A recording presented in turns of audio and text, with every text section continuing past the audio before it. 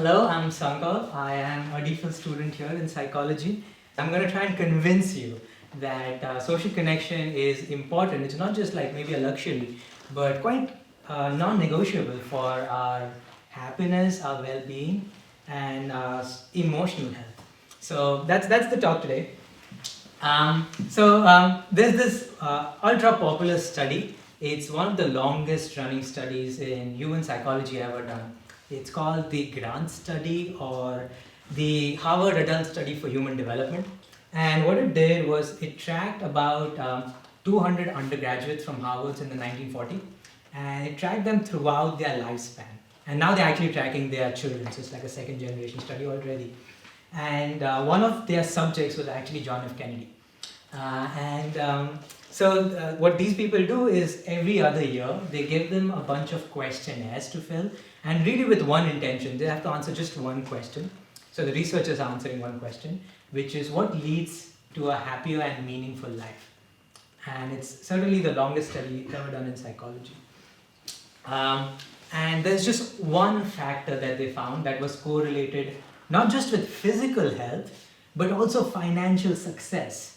And that was the warmth of their relationships. And in particular, in this particular study, it was close relationships, like a spouse or close friendships and so on. And it really, the head of the study at that time clearly said if there's one finding from this study is that social connections are the most important thing ever. So that's the setup for why social connections are so important for us. And that's the longest running study in human psychology that's saying that. But the thing is, with social connection, it's not just the number of people that matters, but it's also something to do with the quality. So it is possible, and John Cacioppo, this researcher, has really shown us that it's just you can be surrounded by a lot of people and still have this sense of loneliness and still have this sense of social isolation.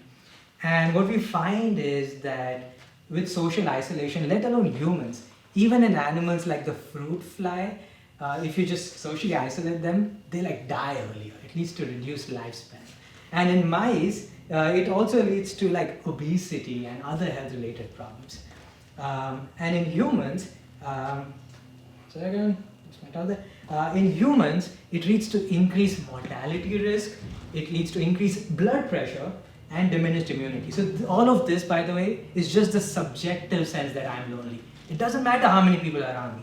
It's just the subjective sense that I decide that, hey, you know what, I'm probably feeling isolated or lonely or not as connected. But having said that, that does not mean that the number does not matter at all. Showed by this one very elegant study in which they gave people rather some nasal drips with rhinoviruses. So they basically caused a common cold. And what they did was just evaluate how the development of that cold depends on the social connectedness of these people. So just raw connectedness, not the quality, not how much they subjectively report how lonely they are, just the raw numbers of how connected they are. And what they found was the people with more social ties were in fact less susceptible to developing that cold. They had more mucus that they produced, which led to more effective clearing of that cold, and they shed less viruses, which means they were less contagious. Now, of course, both parties did develop some symptoms. It's not like a complete immunity or something, but there's notable differences in the actual subjective experience of the cold itself and how much they suffered. So all of this is building a picture that social connection is like a fundamental human need. And this was highlighted in another study, which is very recent actually, which comes from MIT, where what they did is had two groups of people. One group was subjected to food deprivation, so they didn't feed them food for a few hours, and the other group was subjected to social hunger, so to speak. They were deprived of social connection for a few hours. And then they put both these groups inside an MRI scanner. And what they found was, so in the scanner, what they did was they showed pictures either of people or large gatherings or of food. And what they found was the group that was deprived with food responded with a lot of dopamine and these brace level reward areas for food related cues, but not social cues. And the same areas, identical areas, were activated when the socially deprived group was shown images of social gatherings and people and communities. So what the authors argue is that there's really a common currency of reward here, and not only is social connection a luxury here, but perhaps we are looking at a fundamental human need as important as food. So now the question is, clearly there's some theoretical backing to why social connection is important, and also there is just this colloquial understanding that, hey, obviously people are important. So why don't we go out and actually seek social connection? Why don't we actually go out and talk to more people, like actively, as a matter like we take care of a physical fitness? Why are we not paying that much attention to social fitness, so to speak? And the answer to that is fear of rejection. And this is the idea that if I talk to people, then there is some chance that they may not like me, or they may dislike me, or they may ignore me. But here's what the researchers found. Sure, there is a fear of rejection, but also we are highly distorted in our perception of how much people will dislike us. In other words, we have this miscalibrated sense of reality and how much people want or do not want to talk to us. So they created this elegant experiment again where they asked people to talk to strangers, and almost all participants in that study, or at least a significant majority in that study, reported that initially they had anticipated the conversation to be awkward or difficult, or they don't know what to say.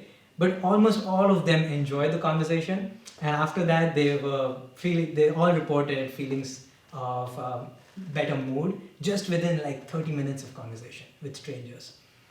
So there's also other interventions, quote unquote, that are developed for people with social anxiety, where you can gamify it. So you give them like a game of talking to different people, and then you get some points by talking to people, and then they also feel good, and it also leads to better outcome with their social anxiety results. So I'm going to end on a personal note. So I was like, all of these are nice theoretical studies, but I don't want to be that researcher who's only like studies them in my armchair and never goes out and talks to people. So with the help of a psychologist, I created an experiment for myself. What I did is I hit the streets of London, and my task for that entire day was to spend a whole day talking to strangers. I called it jokingly the half marathon of social anxiety, or social freedom, more empoweringly. And the idea was you just talk to strangers for a whole day. And the reason I call it the half marathon, because I checked my health app at the end of the day, and I'd actually walked 21 kilometers, or more actually. And so what I can say is throughout the day, morning to I think midnight almost, I was just starting new conversations, talking to new people. And I must say, from a pure feeling perspective, it's probably the best day of my life.